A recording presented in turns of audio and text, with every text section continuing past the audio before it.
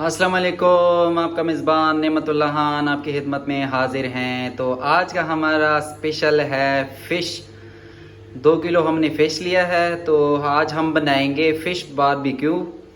तो इसमें हमें किन किन चीज़ों की ज़रूरत होगी।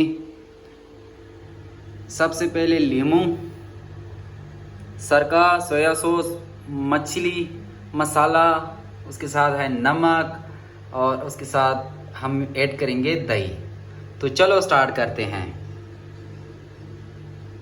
माशाल्लाह फ़िश को मसाला लग चुका है, तो इसको कम से कम आधा घंटा रखना है।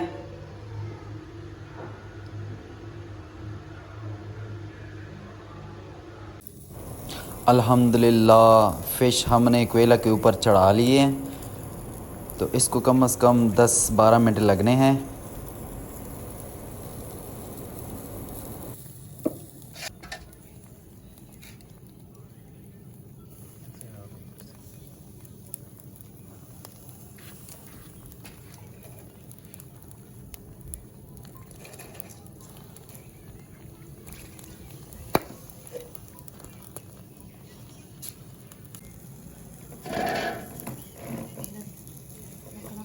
माशाल्लाह फ़िश अच्छी तरीके से तैयार हो चुकी है।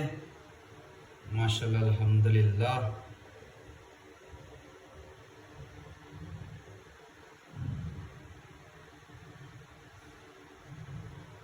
माशाल्लाह आप देख सकते हैं।